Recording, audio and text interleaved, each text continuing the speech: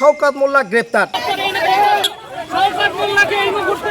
তার পরিবারের সূত্রে যেটা জানা যাচ্ছে, তার বড় মেয়ে সাবানা সে জানালো যে তার বাবা কোনো কাজে গেছিল, তার ভাইকে যখন অ্যারেস্ট করা হয়েছে অর্থাৎ ইমরানকে যখন আটক করে নিয়ে এনআইএ বিভিন্ন জায়গায় তল্লাশি করছিল, শওকত মোল্লার মেয়ের দাবি যে তার বাবাকে তারা সঙ্গে নিয়ে বাবার সঙ্গে যোগাযোগ করে এনআইএর হাতে তারা তুলে দিতে চেয়েছে, অর্থাৎ তারা এনআইএকে ফোন করে জানিয়ে বাবাকে তুলে দিল।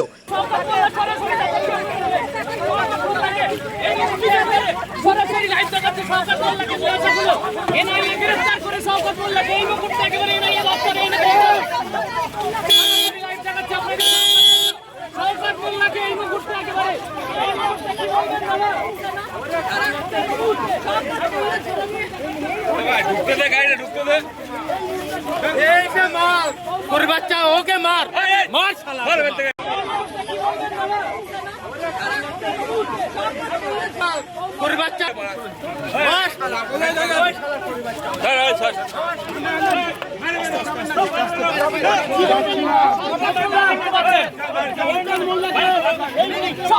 বাচ্চা এই মুহূর্তে নিয়ে চলে গেল ভিতরে, দেখতে পাচ্ছেন গ্রেফতার করে।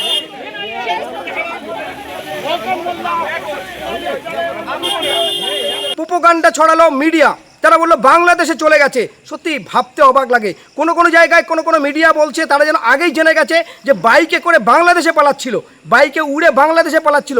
এভাবে প্রোপাগান্ডা টোটাল মিডিয়া ছড়ালো, কিন্তু অবশেষে শেষমেশ যে সবচেয়ে বড় খবর উঠে আসছে যে এনআইএর হাতে গ্রেপ্তার হলো শওকত মোল্লা এবং তার পরিবার তাকে সঙ্গে নিয়ে এনআইএর হাতে তুলে দিল।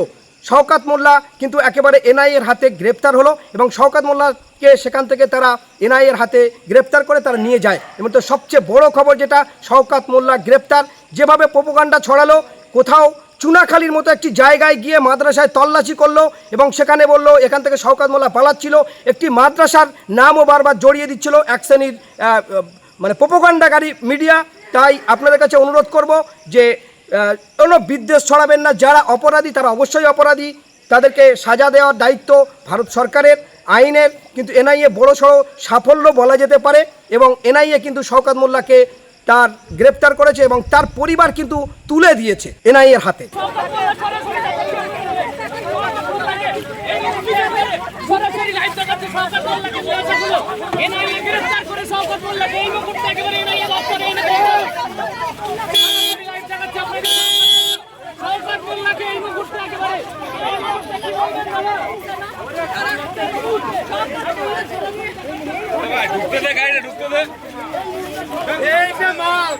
বাচ্চা ওকে মার মার শালা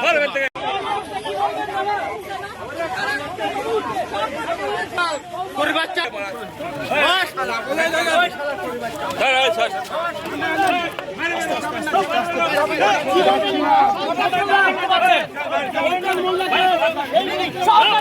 এই মুহূর্তে নিয়ে চলে গেল ভিতরে, দেখতে পাচ্ছেন গ্রেফতার করে।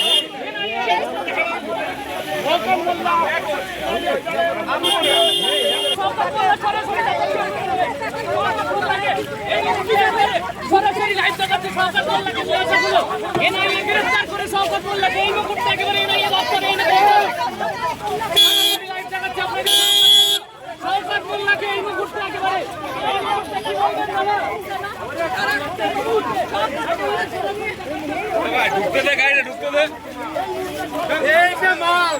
বাচ্চা ওকে মার মার শালা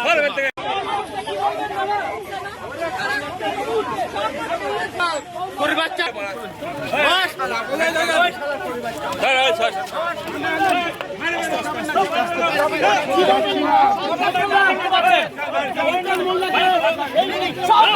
এই মুহূর্তে নিয়ে চলে গেল ভিতরে, দেখতে পাচ্ছেন গ্রেফতার করে।